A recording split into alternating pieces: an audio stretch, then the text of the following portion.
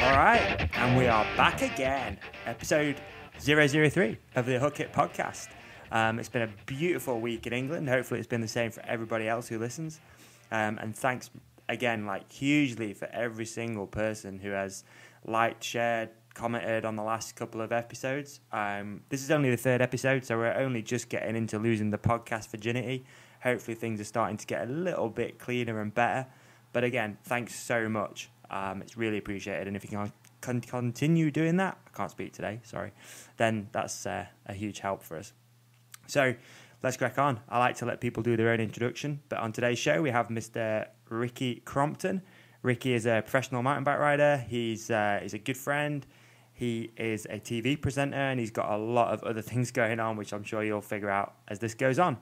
So, without further ado, Mr. Ricky Crompton.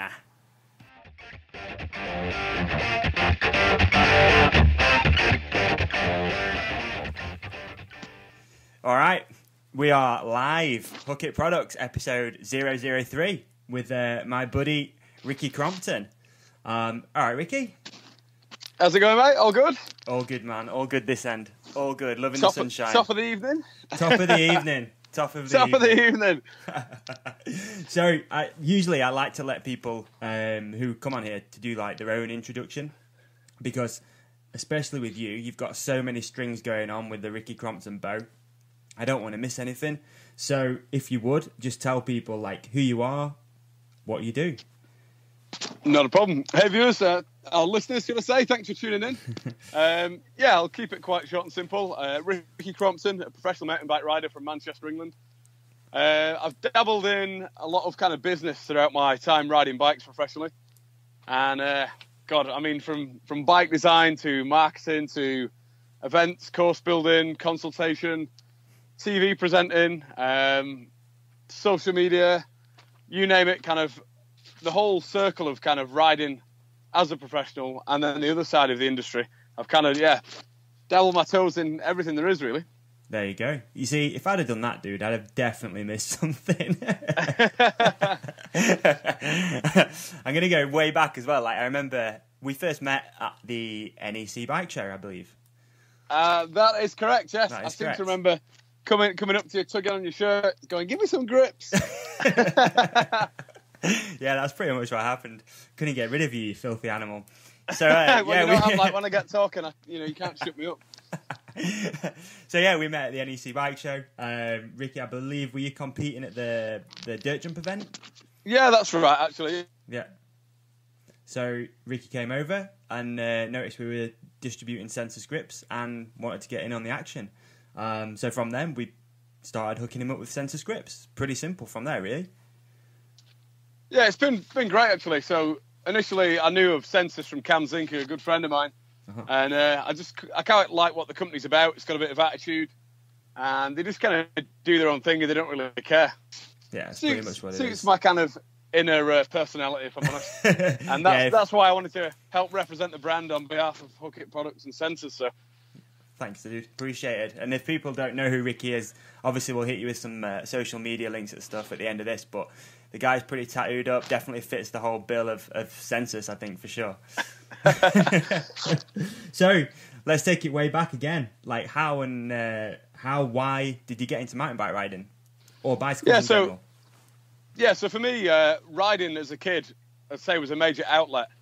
It helped me to kind of explore, to get out of the little town I grew up in. I was never into, computer games or really playing with toys. I was always, an outdoor person. So when I was 3 years old, my parents bought me a 50cc motorcycle for my third birthday. PW? It was the biggest. No, it was a Malaguti 50. Oh, really? The Grizzly? Yeah, absolutely. And it was actually completely destroyed. Right. So my uncle renovated it anyway. Long story short, third birthday, gets this ratty old motorbike, absolutely destroyed, dinted, snapped mud guards. It didn't even run. My uncle restored it, and then that was me. Then kind of 3 going on 4. I used to start riding motorbikes at the local park, church fields, and ended up destroying that from riding some local dirt jumps on it. Really? Believe it or not, yes, I have the footage. Snapped it, bent it, broke it, and I still have it actually in my parents' house. But then I went on to riding mountain bikes after that because I couldn't afford to. Yeah, I couldn't afford to keep the upkeep of it. Your parents couldn't afford it. It's just breaking bikes all the time. That's pretty much what it was. It was just this little 50cc. Yeah. It didn't really go fast enough either. So the jumps that I was trying to hit on it just wasn't really fast enough. So that's when I ended up with a Falcon. I think it was a Falcon Descender, bright orange mountain bike. Weapon. It's crazy though, man. The amount of people that you speak to that come, kind of get into free ride mountain biking and mountain biking in general. A lot of people do have that like moto background. I don't know why that is. I don't know. Why do parents used to buy kids motorbikes instead of buying them a push bike? I mean, I don't know. I had it when I was younger. I didn't have a push bike. I had a motorbike, and I used to ride around the streets on a motorbike. Well, that sounds terrible, but I did. It's a very good question, actually. Yeah. It is a good question. I mean, I don't know whether we obviously have really little bikes and stuff. I definitely had a tiny little fixed gear bike that was shocking to ride around on. But yeah, parents seem to favour little motorbikes. Yeah, I think it's not like tarnished as it is now. You see kids riding around on the streets and straight away you think, little up to no good little cretin. Whereas back then it was just kind of maybe it was just a bit more of a cool, normal thing to do. I don't know. Never really thought about it like that before. I like to say, these days, if I saw a kid on say, I don't know, little thumper or whatever them little mini motors these days, you definitely associate them with a certain style of person. But yeah, you do. As a kid, I mean, I used to have it was an old door actually set up on some brick. Yeah, two terraced housing lanes and then jump this brick and board. So it was kind of acceptable where I grew up. So from riding the little 50, you progressed on. So when did you kind of figure out that you were kind of good at it and you could maybe look at making a bit of a living for yourself and stuff? Has that been a recent thing, or has it kind of been on the cards since you were a wee little Ramsbottom boy? No, that was on the cards when I was a wee little Ramsbottom boy. Literally, all my school reports from primary school say every year I want to ride professionally. Right. I literally discovered it at a very early age. Okay. When I was 5, I got into riding dirt jumps, and I grew up with a lot of older people in Ramsbottom. Way better than me. They used to kind of ride all different technical things in the woods. And me being the kind of adventurous kid I was, I wanted to be as good as them. So I would ride down whatever they went down. Mm-hmm. Lots of cuts and bruises later. I was like a bit of a test pilot over the years. They'd build a jump, and I'd be that crazy little kid who would jump anything, hit anything as fast as possible. And so yeah, you remind me of myself. It stemmed from being a kid. It stemmed from being a kid, riding with people better than me and wanting to be as good as them, and also MBUK magazine. I used to get given old copies of MBUK from some lads down the street. Right. And instantly I was like, right, I want to be the person. I want to travel all over the world riding bikes. It seems a fun lifestyle to live, and that's what it was for me. The penny dropped at a young age, and that's kind of what I set off chasing. Perfect. Good on you, man. And you're doing a pretty good job of it, I think, as well. Yeah, it has its ups and downs, like any kind of career or work in life. It definitely has its ups and downs. Mm-hmm. It's natural, mate. It's natural. Things happen. So that's kind of got rid of the bit of the how and the whys, I suppose. So what are you up to now? Sorry, it was long-winded. Hey, it's all right, man. It's what this thing's all about. It's nice just to sit and chat. It's pretty rare that we get to do that anyway. So yeah, true. Very true, yeah. You're a hard guy to get hold of. So what have you got going on now? I know you've got a TV show, or maybe a couple of TV shows. I'm not so sure. But I'm no doubt you'll be able to let me know. Yeah, so basically right now my life's got pretty hectically busy with loads of different things within the kind of bike industry and also the media world. Right. So yeah, I've got a TV show called Self-Made. It's more of it's a documentary about my life. 6 episodes, 26 minutes long. I've been working on it, believe it or not, for about 4.5 years. Wow. Through various ups and downs and lack of funding, which we were promised. We were promised a good amount of money, and then all of a sudden that was pulled from under our feet, and we were left to fund it ourselves, which has left me in the position now, 4.5 years later, with another 2 episodes to film, trying to search for money to complete it. Right, okay. So that's one, and then the second I'm presenting on ITV4 on the Cycle Show. Okay, perfect. So, and when does that kick off for you? That should kick off in about 4 weeks' time, fingers crossed. Okay. And what do you enjoy it? Like, is it a lot? Obviously, you're going to enjoy it, but like, how is being a TV presenter? Is it different or what? How's it go? No. For me, I would say it's almost like a natural progression. Like I talk far too much as it is. I love kind of being in front of camera. I love this kind of showmanship, and it takes that element of wanting to kind of be in the media from like a riding perspective, you know, in magazines and on camera. Mm-hmm. It just kind of molds everything I like. I like a bit of business. I like talking. I like the media, and it kind of really suits my personality in a way. Yeah. And I'm guessing the guys are pretty sweet to work with as well. I'm not entirely sure who are the other presenters.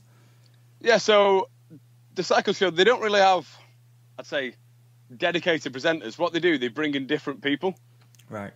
They bring in different people for kind of different features. Okay, so from different disciplines, like you'll have a road bike guy and. Yeah, that's right. Yeah.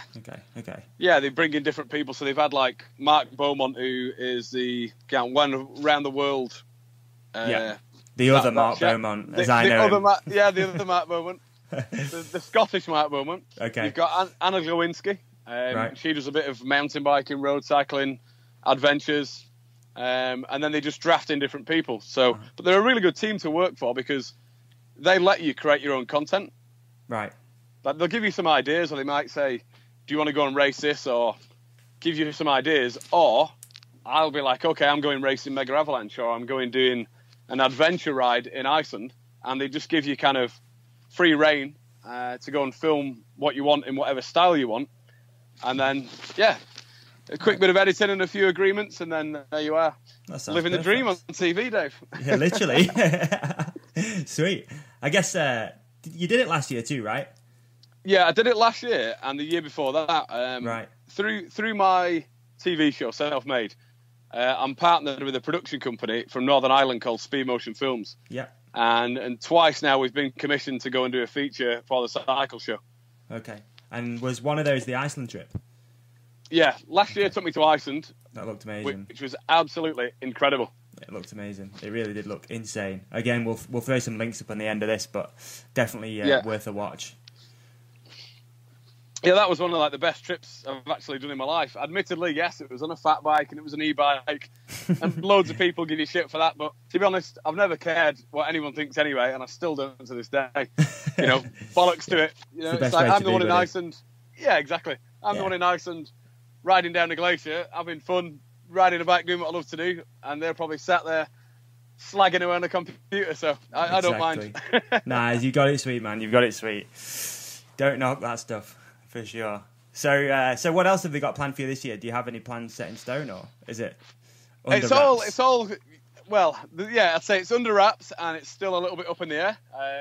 Like anything within TV, it's always down to the wire. So you might have some plans, but then plans change dramatically. So it's always very last minute as to where you're going and what you're filming. I will say I have some plans of what we're going to go and capture. And we're hoping to tie that in with the Cycle Show. So, okay. Next week is the World Enduro Series in Ireland.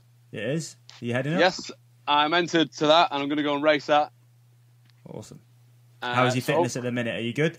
I've been riding. I've been riding quite a lot actually. I've been just out locally riding quite a lot. So right. I wouldn't say I'm going to win, but I'll certainly be documenting it and making it fun. I'm interested what you think to Enduro.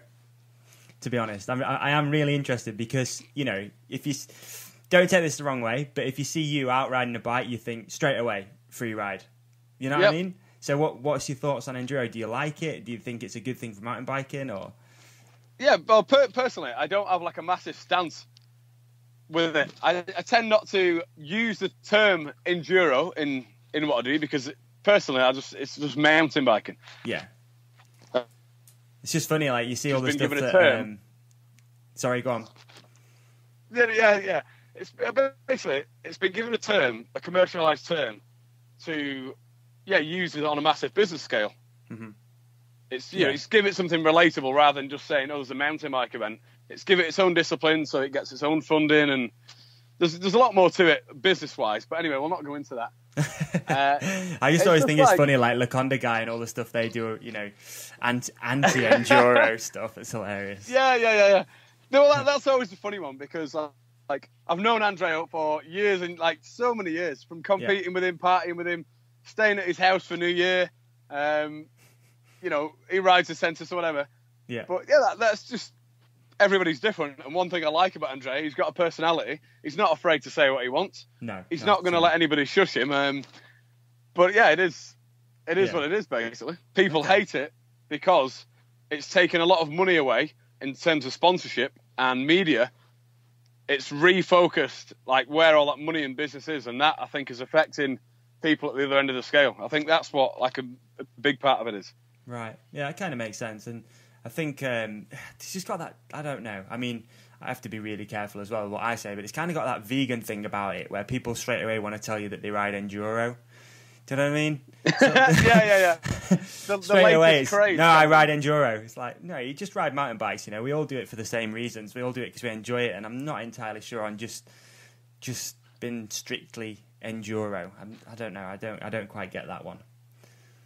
Yeah, that is a funny one. It's quite a grey area. It's quite a funny and grey area how people like you say brand themselves as that. Yeah. I think that's what it is. I'm not sure. Hey, it's good for the sport, you know. It's got a lot of people riding, a lot more people into it as well, and like you say, it's making people healthier, which is always a good thing on the grand scheme of things. It's personally, okay, yeah, it might have affected certain things with sponsors, but I don't think there's anything really negative. About it. Right? Yeah. Okay, you're out riding a bike. It's allowing people to race, travel all over the world, you know, carry on into the later years in life. For like other kind of professional riders are now realizing that they can either remarket themselves or, you know, maybe carry on doing enduro races or events. Yeah, you're right. There's definitely a lot of people slipping into it from pro downhill and stuff like that. Yeah, exactly. Yeah. No, you're right. So have you got plans to do like any more in the series, or are you just going to head to Ireland? Okay, well, I was entered in Chile and Argentina. Right. Oh, you're serious this year, buddy. You're really serious. Well, basically, I want to ride as often as possible in as many different countries in the world and travel as much as possible. Uh-huh. And I don't really mind what I do. Like, obviously, I come from a dirt and four-cross background. Right. I still enjoy doing that, but basically what it is, the more media stuff I've done, the less time I've had to practice, the more knock-on effect that has had for dirt and slopestyle. And it's kind of, I've not been forced into it, but through what I've chosen to do for various reasons, it has kind of made, like, I've practiced less. I can't do the tricks on lockdown as much as I could, and then you risk more injuries. So I've tried to kind of become a little bit more rounded in terms of what I go and do. Yeah, that makes sense. That kind of leads me on to what I was going to ask you anyway. We might as well throw it out there now. Like, you haven't got a favourite discipline then? I guess you just anything and everything. Yeah, anything and everything. Like, I'm a massive fan of dirt and slopestyle, but I personally just like getting out riding a mountain bike, no matter what that is, or any bike, to be honest. Like, I've done all kinds of weird, mad events, like the Red Bull Mini Drome. I've won 4 or 5 of them. I've done like single speed rides across America. I really don't mind what I'm doing as long as I'm on a bicycle having fun and traveling. Awesome. That's awesome. Good way to live your life, dude. Can't fault you at all. And that's one thing I remember meeting you at the NEC. I'm going to get slightly deep here, but meeting at the NEC and you just instantly go, this kid's kind of cool.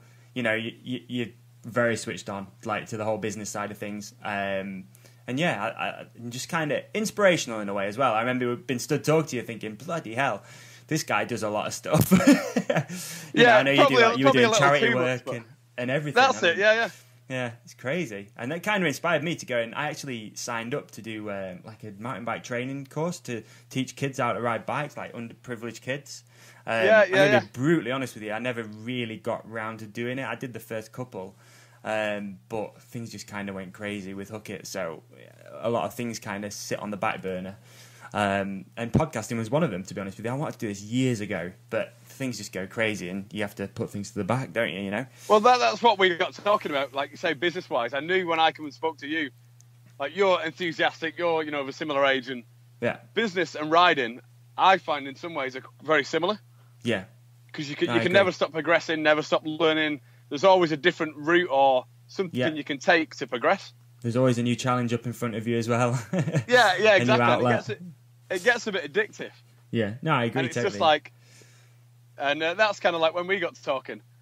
I go off on mad tangents, and I've tried to like basically adapt myself as much as possible. And if I get an interest, I don't just get an interest. I get like so passionate about it that I have to see it through to the end. So it's like if I'm gonna do like get a coaching qualification, or I'm gonna get 10 coaching qualifications, and then I'm gonna go and I'm not gonna teach a mountain bike rider. I'm gonna teach like a disabled kid or an all girls school or just everything, and that's what kind of happens in my life. It escalates. So like you were saying earlier, in the deep end and let everything else figure itself out afterwards. Well, that's it. Yeah. You know, if you're going to do it, I believe in doing something properly and going for it. Yeah, for sure. Some words of wisdom there, dude. That's that's kind of one thing I wanted to do with this whole podcast, though, man. I want people to kind of listen to it and get inspired and hear different aspects of things. And I'm no sort of presenter or anything like that, but it's just kind of nice just to sit down and let people talk and have an outlet to voice some opinions and let people listen to it and figure out their own thing, whether they enjoy it, whether whatever. It's just kind of just an outlet, it's just kind of cool just to throw something out there, let people listen to it, maybe learn something, maybe not. I'm a massive fan of what you're doing, to be honest. Like I listen to quite a lot of podcasts. Yeah. As when you first asked me to do this, like I jumped at the chance because I think you can learn a lot of podcasts, and you can definitely get inspired from other people. And just even if you pick up like a sentence or a thing they've done in their life that you can either adapt to yours or it just even make you think about what you're doing. No, 100%. And I listen to them all the time. Like I drive, as you probably know, I drive up to 10 hours a day, every day, and I'd rather be listening to something and trying to learn something and picking up little bits of inspiration here and there than just listening to Taylor Swift. Although I love Taylor Swift, don't get me wrong. I'm a huge Taylor Swift fan, but it's just kind of, I'd rather be listening to stuff and just kind of broadening your horizons and learning little bits and bobs here and there, It seems like everybody's got a podcast too. I mean, it's not so much in mountain biking, but like a lot of, I don't know, like celebrity stuff. Pretty much everyone's got their own podcast these days. It must be growing. It's growing massively. Like, obviously, you've looked into it and you've been so inspired by other people doing podcasts that you've gone and done your own. And it is massive. Like, I've been following it now for, say, a couple of years. Yeah. There's a lot of, like, freestyle motocross athletes. You've got definitely BMX racers. Dale Holmes has been doing a podcast for, I'd say, about 5 years. Is that right? Wow. Yeah. He even does like tuition podcasts and training podcasts. You've got like, there's loads of other, and BMX as well, like Terry Adams podcasts, and then not to mention like the motivational ones. Yeah. There's some really good like motivational ones about how you can kind of adapt thought processes to whether that be business or riding. So. No, definitely. So do you use that a lot yourself? Are you quite a thoughtful dude? Yeah, I've definitely become more of in my life. I never used to really bother too much about it all. And the more I learnt about my mind and the more and how it can kind of, well, either go against you or work for you, depending on if you're fully in control of what your thoughts are. Yeah. It might sound a bit deep, but so when I used to do a lot of contests, I would find that in my head, I would get quite overwhelmed. You'd start to like worry about what other people's tricks are, or, you go battle that it affects you, and that was one thing. When I started doing the coaching, I started to adapt more mental things towards the coaching I was delivering to kids. Right. And the more I did that, and the more I realised the effects it had, the more I then began to learn about like mental development and mental coaching. Yeah. I'm guessing that the majority of the top guys in most sports are using it these days. It is like, it's like 60-40. 60% mental, 40% physical. And I know for a fact, because in my documentary, I have made one of my number one goals to focus on the mental aspect of mountain biking. Right. So every interview I've done throughout my documentary, I have specifically focused on mental strength, mental conditioning, coaching, through all the world's best athletes. Like I've spoken to Cam Zink about it, Tracy Hanna, Martin Soderstrom. Martin Soderstrom is a very interesting one. His dad is actually a mental health coach. Is that right? Okay. Which not many people will know, but yeah, Martin Soderstrom's dad has worked with Martin over the years to really keep his head strong, focused, and mentally switched on for the competing. Yeah, and it pays off, man. Look at him; he's very rare. He misses a trick or anything. But I think a lot of people are doing it these days. And I know Pete was doing something recently with somebody. Yes, Pete has been big into it. Yeah, and I listen to a lot of cage fighting stuff. I'm a bit of an MMA fan, and the majority of those guys are using mental health coaches. Mental health, is that the word? Mental health? Mental strength? I don't know. I know, Mental training, mental coach. Yeah. So it's a big thing, and you do notice a difference when you've got straight thought patterns and you're not just, freeloading through life. You do notice a massive difference. And things do become easier, I think. So it kind of makes sense that it'll all just translate into mountain biking and having nothing else in your brain when you're about to go and drop in for a run or something, Exactly. Yeah. And it does make a huge difference. I've been learning. I've been reading books. I've actually been to a few seminars about mental health, and I've gone really in depth into it, if I'm honest, because I realised what a massive effect. I'll tell you the main reason. Was the coaching, and then I went to I lived in Northern Ireland, and I went through a bit of a bad time in a relationship breakup. Mm-hmm. And that was the main deciding factor that made me learn more about my mind. Because I went through this breakup, and it kind of destroyed me. And I thought, right, there's two ways this can go.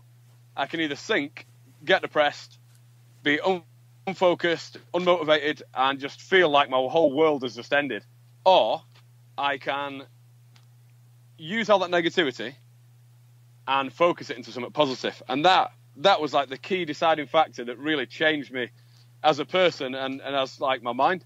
Right. That set me on a path then to really learn, because I managed to overcome it mentally. I thought, right, I've literally got a matter of weeks here before I either deal with it or it just spirals out of control because I was feeling so bad. So I dealt with it myself, chose not to go and speak to anybody about it, and dealt with it myself.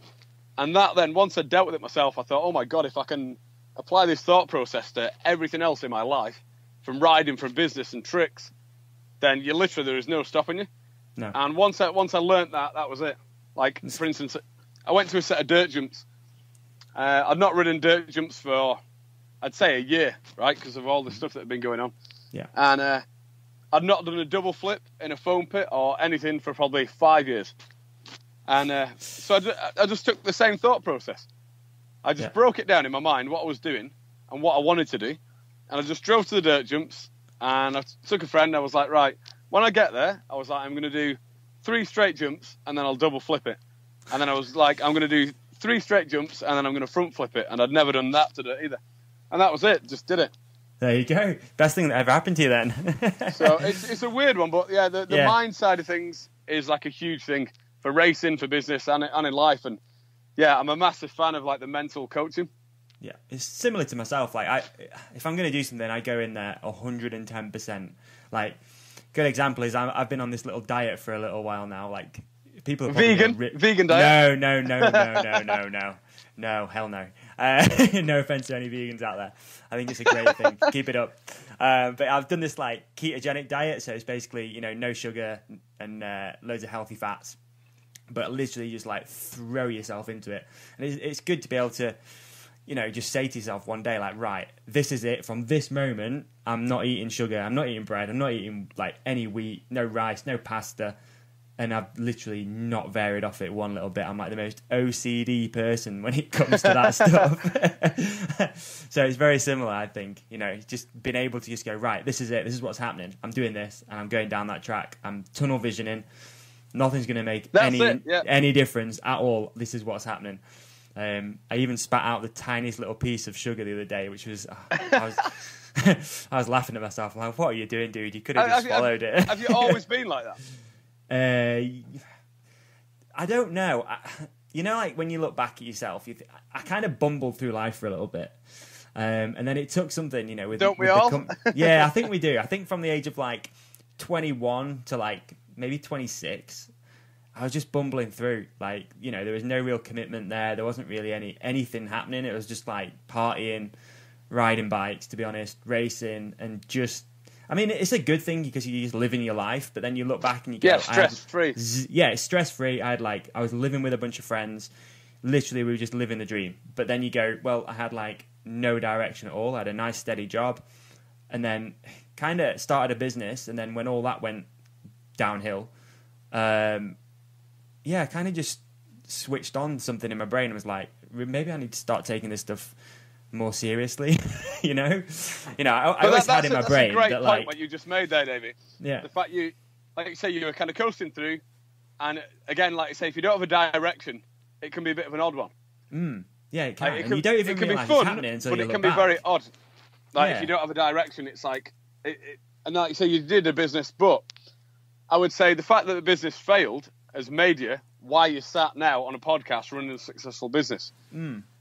I think it takes something bad or a big failure to go on to really make you rethink about who you are, what you're doing, and what's next. I agree, totally. So it's good, and that's kind of why I like the whole podcast thing as well. It's because you just get to hear all these different things, and you just put so much more just thoughts and positive vibes into your brain. And I'm a big fan as well of just like turning off every bit of negativity, pretty much. Yes, like everybody, you get stressed, you get a little bit down on yourself. I think that's kind of just normal. But just, positive thinking and just focusing on your own goals and your own kind of dreams as well. I guess I hate that word, dreams. I'm not into it. But you love it. What are you talking about? Nah, I'm not into that word. I don't like dreams. But yeah, just kind of focusing a little bit harder. And I always had in my brain, always from being real young, that you just enjoy yourself and not enjoy yourself, but just kind of bumble through and whatever until you get to 30, and that's when you start taking life seriously. That's always what I had in my brain. So it's kind of happened like that, but a few years in advance. I'm 29. I suppose at like 27, kind of started thinking, right, I want to have some stuff in my life now. I want to have a successful business, and I want to have a nice, clear conscience that you're doing things correctly, and you know what I mean. I know exactly what you mean, because I had a very similar thought process. I'm 29. I know what the deal is on that front, and you kind of, you kind of just want something a little bit more to have in your life anyway, don't you? Yeah, definitely. Definitely. You want, like, I don't know, it's like not a building block, but you just kind of want something bigger anyway. Yeah, definitely. And I'm very much a building kind of guy. I like the idea of building companies, like Hook It. It's not just me, don't get me wrong, there's three of us, but I like that, and I like the thrill of it all, and I just love seeing results as well. I think it's amazing. Like I was saying on the first podcast that we did, that I still get that little feeling when someone like orders something off you and you're just like, oh my God, like this is actually working. It's crazy. That's a fun, like say, it's a great feeling though, and that's what I mean. It's so similar to riding though. Yeah. It's so like, see if you see yourself in a magazine, you're like, oh my God, I got in a magazine, I got the coverage and the results that I wanted. And like say when a sale comes through, people might be like, you're talking shite, but it's like when a sale comes through, and I've done retail and done different things in business as well. It is a good feeling, isn't it? Because you have created that sale. Yeah, definitely. Nah, it's cool. So there we go. A little motivational bit of this one. It's kind of cool. I want to be really varied with this, and that's one reason, like I said earlier, I wanted to get you on, is because you are quite an inspirational guy, and I hope that people listen to this and go, "Wow, the kid speaks some truth, and he shreds on a bike as well." So, but yeah, I know. Like the first one was very engineering based with Si from Kotick. It was super interesting. Like it was real cool. I got some stuff planned as well to do, like nutritional ones as well. I want to do something with some people who do coaching. All sorts planned with this thing. Do you have anyone in mind for the nutrition side? I'm gonna give away who's coming on. There's a lady up this way called Adela Carter. She trains like Steve Pete. I know who she is. Yeah. Adela. So I'm gonna do something with Adela pretty soon and just get her on and have a chat and get her to drop some knowledge bombs for people, so they can become even faster and hopefully healthier people. So I could do a tuning in for that one. Yeah, we'll get you on. We'll double up on that one if you want. It's no problem, anytime. So where do you think like mountain biking at the minute is? Do you think it's in a good place, or do you think it's in a bad place? I know it's a really random question. Mountain biking. No. It's a good question. I think mountain biking right now is from a commercial sense in the best spot it has ever been in ever. Right. Okay. Yeah. I mean, sales and videos and events and everything that's going on around the world for mountain biking, it couldn't be any stronger. I mean, it's just, you've got so many different events going on. There's so many like news websites now and online magazines, and business is booming. Like I've been kind of looking into the business side of like figures and turnovers and stuff for like annually for mountain biking in the world, and it has never been so strong. Like, online sales are crazy through the roof. It is in a really good place. Yeah. However, I think there's definitely a bit of a weird place as well going on in riding right now. Okay. In terms of like sponsorship and stuff like that. Right. Yeah. I mean, not a lot of people will understand that side of things because there's, a small portion of people who get, the opportunity to have sponsors and ride bikes for a living. So, what do you mean? Shed a little bit of light on that, if you would, without just being kind of too crazy. Yeah, in a way, like the industry has got bigger and bigger and bigger, and it is, I'd say it's the biggest it has ever been right now. So therefore, there is the most amount of money ever in cycling. Yeah, it seems to get harder and harder for riders to kind of sustain a career out of it, and not only sustain a career, but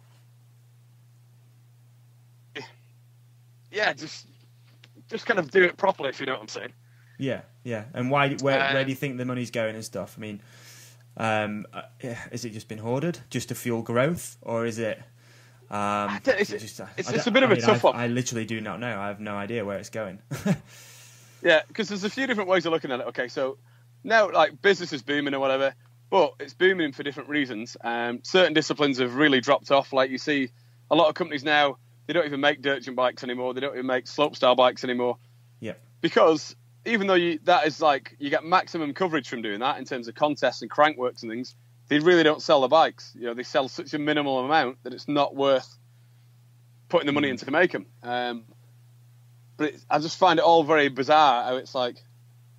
It's kind of the same as freestyle motocross too, A lot of freestyle motocross guys still use two-strokes, but you try and buy a two-stroke, it's pretty damn hard, It's a marketing exercise, which I understand fully. But it just seems to be... it just seems to be in a bit of a grey area, if you know what I mean, because you've kind of either got to go down the content route and just solely focus on videos, or do both, do the contests and the videos. But it just seems very hard to strike a balance between approaching companies, getting some financial input to go and do video projects, or to get financial input to go and do the contests. Yeah. I think as well, there's probably a lot of companies which are still kind of finding their feet with the whole, even just the internet in general, and having all those outlets for, videos and, whatever else they've got going on online. Because, even for us as a company, it's like, well, where do you put your money for marketing? Do you put it in athletes, which, we're a distributor of brands, so it's probably not really our place. Do you put it into print? That's a tough one because there's not many. Print's pretty much dead. Well, print is exactly. dead. So it is a bit of a tough one at the minute. It's kind of hard to know where it's going. And then content is brilliant. I mean, don't get me wrong, I love videos and stuff, but there's so much of it out there that you've got to be doing something different. And a lot of stuff's already kind of done. I don't know. I don't really know where I stand on that one. I'm going to be interesting to hear from like my mate Joe Bowman, who does Steel City Media, because that's his job. But I personally do not know how you go about doing that. It's pretty complicated. I'd hate to be working at Pink Bike at the minute. The amount of videos. You can just consume a whole day just watching edits from the last week. Every team's doing one. Most professional athletes are doing their own edits at the same time. There's just so much content out there. But it is catch-22, okay? Because we live now in like a whole social media world and online world. We do. People need feeding every day, content. the websites need the content every 5-10 minutes. A new video comes out, or they constantly need the content. And it's just such a bizarre one. How it is. Everybody needs something of that kind of chart, if that circle. Yeah. But it's very the thing hard is, as well, we're so instant now as well. You know, people want to have I don't know what a maximum edit would be. 20 minutes, something like that, and then it's like, okay, what's next? I think that's kind of how we're becoming. It's really rare that you sit and you watch. I mean, an old school whole DVD. Yeah, very true. Yeah, when did that last happen? It's quite a while ago, I think. Or documentaries are a little bit different because that's a little bit more in depth. When it comes to just flat out riding footage, the whole sitting down and watching something for an hour is kind of dead. It's like 20 minutes maximum. I'd say social media's had a massive impact on that because, like, with social media, you instantly get a result. So, like, it could be, any social media. You instantly get a result, and people are constantly scrolling and flicking, and you need the next thing. Like, you need it.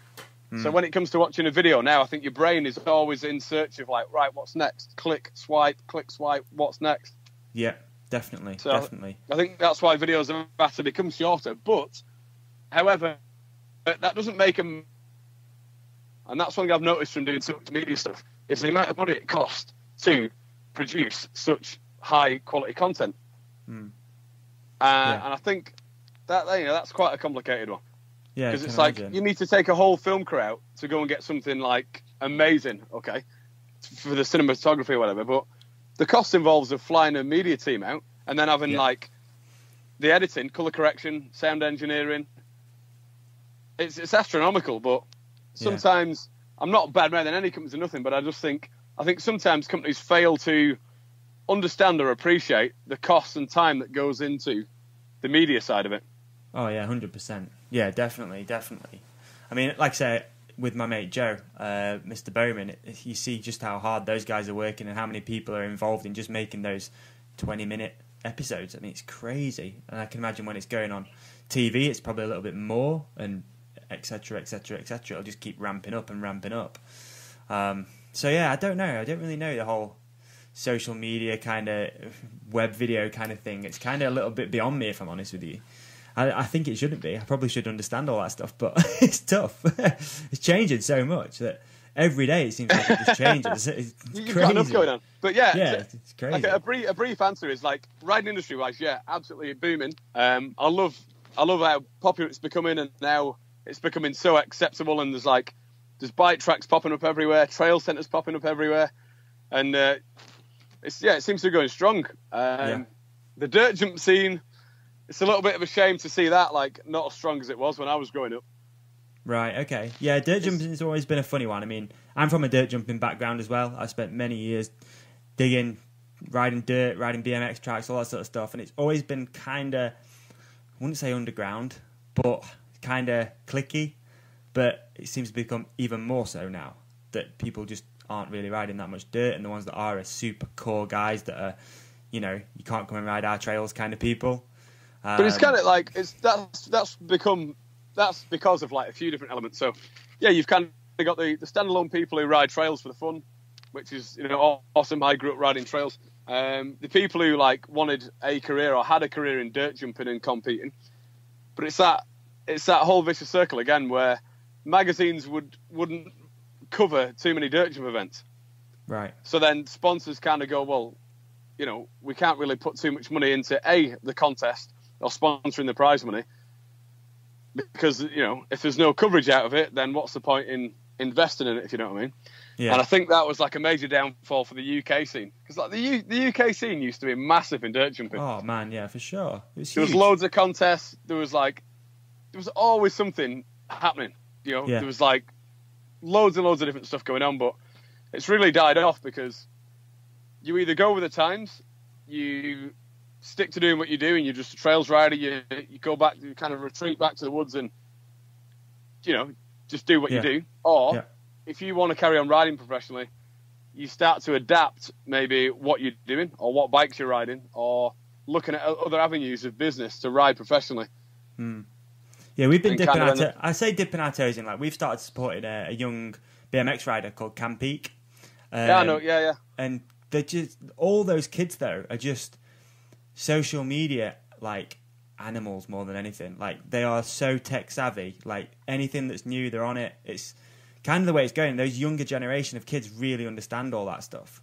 You know, they literally are film a trick, put it on Instagram. Like, it's nuts. It's so crazy. And you know, I'm kind of going off subject a little bit there, but yeah, I just wanted to throw that in there because it's just crazy. I had no idea how nuts those kids were. You get like a young scooter rider, or no, let's not say scooter. I'm not really a fan of those things. Like a young BMX rider who just rides a few skate parks at the weekend. 10,000 Instagram followers. It's like, what the hell? And those kids can get you a lot of reach for. Yeah, they can. Yes, exactly. They can get you a big reach. That's kind of why it's changing as well, I think. A lot of it is coming down to social media followings and like what you're doing, you're setting up TV shows and webisodes and, having a big social media presence. And that's kind of what companies want to see, which is a shame, really, in a way, because it shouldn't all be down to numbers a lot of the time. It is, but it shouldn't be. I don't know. It's kind of where business is, though. And at the end of the day, like any businessman or anyone in business, you need results. Results being figures and money. No one likes to talk about it, but that's in the real world. True. That's what it is. You run a business, you need money going through it, and everyone needs to live and all the rest of it. So you kind of go where the money is, and you support what is bringing you in a return. Yeah. Yeah, I don't know. It's in a bit of an.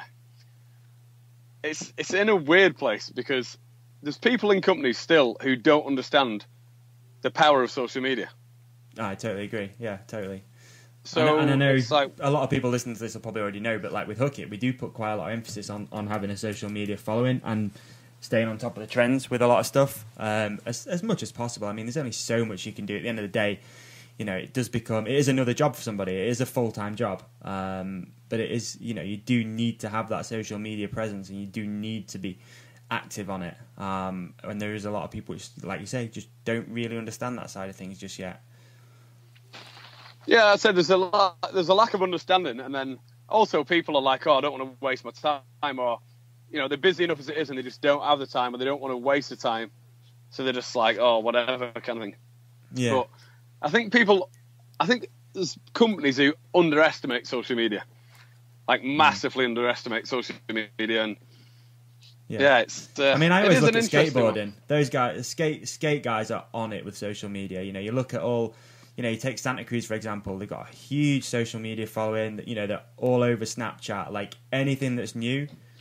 Snapchat's not new, don't get me wrong, but they're on it and they've got a good presence on it and it's constantly updated. And that's one of the things as well. The more social media outlets you get, the more content you got to keep pushing out because you got to keep every fire fueled. Everything tops up, and the more work it is as well. Yeah, exactly. But, so you might have got eight social media outlets. Right. Well, that's a great point there. So imagine you've got 8 social media outlets. Now, big businesses employ social media managers. Yes. Big bike brands employ social media managers. And I think that's what, again, years ago, I'd say professional athletes, I know I'm going off on a tangent here, but for instance, do you remember Justin Tinker Lorez? Yes. Right, who rode for Cannondale. Yes. Yeah. Long black, curly hair, very tan. Now, I was at Sea Otter Classic with him last year when I was racing out there. Okay. Walking around with speed motion films, interviewing people, I bumped into him, and I looked up to him as a kid massively.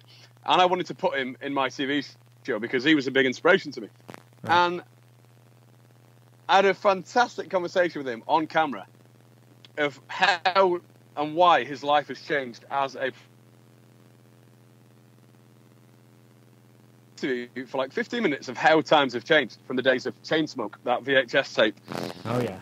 And like he said, I used to watch it religiously. Now, like he said, he doesn't understand social media. He can't, he can just about write a text message or whatever. That may be a bit far-fetched, but down them lines, he's like, right now he's doing an IT course. Right? Okay, yeah. And his wife does his emails, and his wife does like some Facebook posting. And it was his wife who gave me his business card. And he's like, I'm just an old school bike rider. He's like, I don't understand this modern way of like professionalism. Right. And it was I just found it quite interesting because years ago, there was a lot more time for just going riding your bike and being the best you could be. And, going with maybe a media team and not having to worry as much about being on your phone, doing your edits yourself. You would go out with a photographer, they would take the picture, they would edit it, they would put you in a magazine. You would be rewarded from that from a sponsor. You would go out with the media team, they would film it, edit it, colour correct it, audio correct it, and make it into a video. Whereas now, in a way, you're expected to do everything. Yeah. Be the best you can be, travel around the world, do the contest, document everything you're doing, update your social media all day long, be on it at the contest, maybe then write a result, write some reviews. And it's interesting how they were still getting paid years ago a big amount of money, for cycling. They were the best. They were getting the coverage, which was the highest. Then it was videos or magazines or whatever. Yeah. But now you're having to do a whole lot more. Yeah. For just to keep you happy too. Just to kind of maintain your professional career within cycling, I suppose is what I'm getting at. Yeah. And he was a prime example from what he used to do. Go out and ride his bike, and he that were his words. He said that. Yeah. And now it's go out, ride your bike, take pictures, do some Instagram, do some videos, go and do a race, talk about the racing, film yourself at the race. And like he just said, it's so hectic and so time consuming that he's got a lot to learn to maintain what he's kind of doing in a way. 100%. And I'm kind of split with it all, if I'm honest with you. My personality is kind of, outdoorsy kind of guy. I like to go away. I like to be without my phone. I like to just get away from everything. But then the business side of me is you need to keep on top of this stuff every single day. It's finding that nice balance of it all, and it can quickly, eat you up and spit you out the other end. And especially of an evening, nice evening, you're like, all right, I've just got to carry on working for another 4 hours, writing blogs and stuff like that. Don't get me wrong, I love it, but it's same here. Don't get me wrong, I love it. It's good fun, and I'm all over it, and I enjoy it. I'm all about it, but it is time consuming. It is and it does consume you as a person. It does consume you. Yeah, it does. And you always find yourself. It's my pet hate is when you see people on the phone. It's one. Literally, I was saying to my girlfriend the other day in the car. I'm driving. No, it wasn't my girlfriend. It was Ol, one of the guys from Hook It. Sorry, Ol. But I looked over and I saw a guy texting in the van. And I said to him, I was like, look, that is literally my pet hate. I hate seeing somebody driving and texting. But sometimes I'm the worst guy for it. I get an email through. I'm like, right, I need to respond to that now, instantly. And it does. You find yourself always searching for it. You're like, right, okay, how many Instagram likes has that photo got? Yes, it's just give it a rest. Absolutely. Does it really matter? You just let it grow and let it do its thing. It just be organic. Don't work too hard at it. But then the other side of you is yeah, but I kind of need to, So many people listening will be able to relate to that. Yeah, it's crazy. You just hit the nail on the head. And there is clinics in London now for checking addiction. Really? Is that little... Yeah, there's social media checking addiction. Dopamine little rush that you get or something when you get a little notification. It's just like I say, I am literally the worst guy for it. If my girlfriend's on the phone, I'm like, put your phone down. But then I'll be the one that's... But then when you're on I'm like, scroll, but it's work. It doesn't matter. I don't really do anything personal with my stuff. Facebook. I don't really have any of that stuff anymore on my phone. But... the work stuff, it's, you kind of excuse yourself. It's but it's work. And I guess for you, it's all work anyway. It's all work. It's all work. And it's all work. And the thing is, it's to be honest, it drives me mad at times as well, because the way things are now, because everything's instant, the minute you open a message, it tells you the person it's been read. The minute you even look at something, you imagine someone sends you an essay, right, in a message, you might just... open it, or you might see 3 sentences, right? You might be in a rush, you might be driving, you might be in a meeting, you could be anywhere, you could be up a mountain, but instantly then it's that person, they've read it, and why have they not replied? Yeah, it's been 10 minutes, where is it? Where's my reply? People are so used to now everything being fast-paced, and it has got a downside where... It has. Yeah, it's got a massive downside to that, which I find really frustrating. You kind of sometimes you get so hemmed in. Yeah. You'll get a message on WhatsApp, you'll get a message on Instagram, Facebook, Twitter, Google Plus, and you kind of just sometimes you need a break from it all. Definitely. But then you get a break, and then you come back, and it's right, I've got loads more to do now. Yeah, exactly. Now it's all backed up. it's you're literally stuck between a rock and a hard place all the time, just kind of finding a balance of it all. And yeah, I mean, I've started. I've been looking into a few things recently, like even like social media management and stuff like that. Yeah, I've got a few ideas which I've kind of been looking into business wise. Okay. Just because I know from my personal experience what I not have to do, but aim to do, want to do, and do to kind of maintain the small place of where I am within riding. Yeah. Like, of just how hard it is for either kids or people up and coming in riding, what they don't understand or what they have to do to maintain maybe a sponsorship deal or a career within riding, as well as being good. Some sort of guidelines, because there is no guidelines out there with it. It's literally do as much as you can when you can kind of thing. But I've been saying that for a while, that there should be, maybe there is a company, and if I'm totally ruining this, like, and shitting on people because they already do this, then I'm sorry. But it seems like there should be someone out there who looks after a lot of, Facebook pages and stuff for athletes, and just make sure it's updated constantly in a professional manner, not rushed, and there is companies who do that already. Like, I've looked into them, and I actually have a friend who is a social media manager. Right. Not for Action Sports. That's what I was going to say. Yeah, there doesn't seem to be that many. There probably is. Don't get me wrong. But I've not personally come across one, and especially for some of the guys that are a little bit lower down the ranking. So, your top 20 British downhill guys, sponsors still want to see a social media platform. They still want to see things happening, Instagram posts, and Facebook posts, Twitter posts, all that sort of stuff. And maybe at a reasonable price. That makes sense. Yeah, well, which is, again, it's like a tough one. Yeah. You imagine, you've not got much money as it is anyway from, say, sponsors, and then you've got all this stuff to do, and it does get on top of you. Yeah. And then you're trying to, in your head, go, God, I could really do with, like, a manager or someone. I'd rather have someone take care of it, but finding that extra bit of spare money, you're kind of like, is it really doable? And that's why you kind of end up penned into, like, doing it yourself. Yeah, and just hammering it all the time. And just hammering it all the time, which is, it's just the way things are, and you can adapt to it. But it does take a lot of time, and it can be stressful. Yeah. And, I sometimes I just don't think it gets taken into account from other. I don't think it gets taken into account just how much time you have to spend to get the results. Well, I mean, you're pretty much filming your whole life, aren't you, really, all the time? Yeah, I mean, I film pretty much with my GoPro. I constantly film. Yeah. Just because I'm trying to do some different things, and I'm trying to learn as I go along and teach myself video editing. Because it's so costly. Like, if you want to take a videographer with you, you're still looking at paying for flights, filming costs, editing time, and that money just doesn't come from nowhere. No. So it's like you can film a lot yourself and do a lot yourself. But again, it's time consuming. Yeah. Yeah, one thing I've started doing, I know this is really sad, but I've put my phone into black and white mode, because you don't get, I think it's those colours sometimes which kind of sucker you in. So I put it in black and white, and it works mega. Like, I have noticed the difference that I don't pick it up and just look at stuff for the sake of looking at it anymore. So yeah, it might be a little trick for you to try if you want to. I might try that. Yeah. Black and white Tinder. Great, yeah.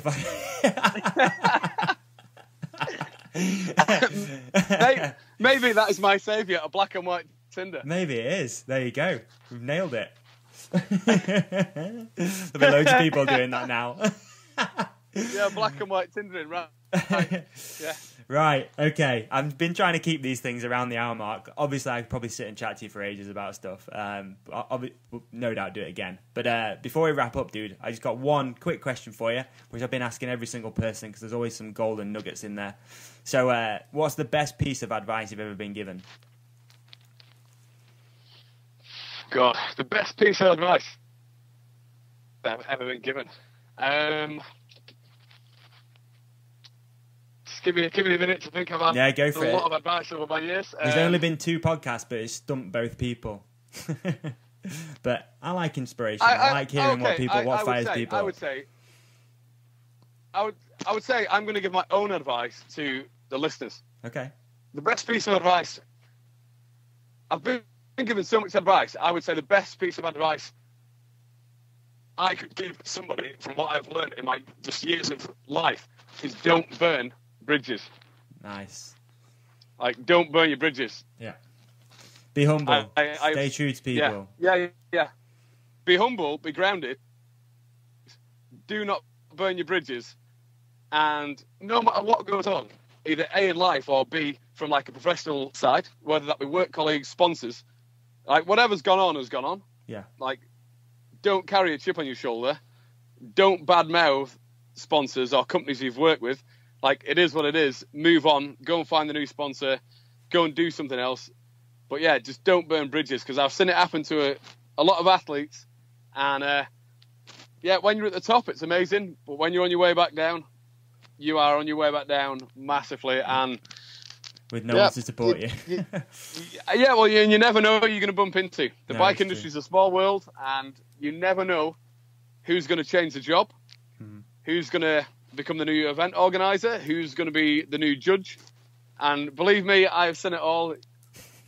People you think you didn't even exist anymore or were nothing to do with the industry, you end up reconnecting with them at some point. Yeah. So just don't burn your bridges, and treat everybody with respect. And yeah, just try and be grounded. Sweet. I love it. And it's very true.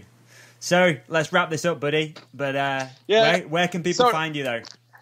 Yeah, where can people find me? So my website, which is rickycrompton.com. Hey, I looked at that today. It's sweet. Real nice website. That's something I've been having to learn again. So I did that myself because I didn't have the money to pay for it. So I did that myself. Mega impressive. Instagram at Crompton.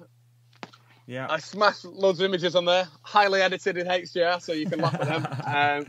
Twitter, Ricky Crompton. And I think that's it. Like, yeah, between my website, rickycrompton.com, Instagram, at Crompton, and then... If you head to YouTube, Google Ricky's name, there's some pretty cool stuff comes up there as well. Yeah, sorry for all the rambling. Like, once I get going, I kind of get sidetracked in my own mind. It's what it's all about, buddy. It's what it's all about. You know, with this thing, I'm not trying to, be too PC or anything like that. It's literally just chatting to people within the industry and having a bit of fun. Yeah. So it should be raw. The's no editing going on either. Should be raw. Is there no editing either? Oh, no. Oh, no editing. I'm not editing. I'm not getting stuck in that hole like you. I just copy it into MP3. Sweet. It's one of them when I listen to it back and you cringe and you're like, I didn't even mean that, and it comes out wrong. So it doesn't matter. Anyway, it is what it is. It is what it is. Yeah, I would love to do another one, and we maybe we have some more topics, and I'll try and be more specific. Yeah, well, we've got some mutual friends too. Like I've got Zinc pretty soon, hopefully. So that'd be cool. Just jump on, man. I would love to do that. Let's do something like that. Yeah, for sure. That's the plan. Like I say, it's not just all about me. I just want to get people involved and have some fun with this. So there's loads of people wanting to do stuff. It's literally just time, and I don't want to put things out. I didn't want to start this and then have loads of stuff out for the first few months and then it start dwindling down. So I'm just trying to steady it. I'm just trying to do it relatively regularly, once every week or 2 weeks, something like that. So but yeah, Zinc's all over it. There's a few people lined up, man. It'd be great to get you back on and do this again. For sure. Yeah, definitely for that. Nice one. Cheers for having me, Davey. You're welcome, man. Enjoy the rest of your evening. And thank you, everyone, for listening. Take it easy, man. See you, buddy. Bye-bye. Listeners. See you later. Bye-bye. Bye. And there we go. It's a wrap on episode 003. Thank you ever so much again for listening. It's much appreciated. And all the positive vibes people are sending over is insane. I can't even get over it. If you can give us a like, share, retweet, an iTunes comment is also really handy, or a review. And yeah, don't forget you can check Hook It out at hktpodcast.co.uk. You can find us on pretty much every social media network. Just search for Hook It Products. We just set up Snapchat too. On there we're Hook It Products. So yeah, plenty of outlets, plenty of work, plenty of fun. We'll catch you on the next one. Have a great time, people. Ciao.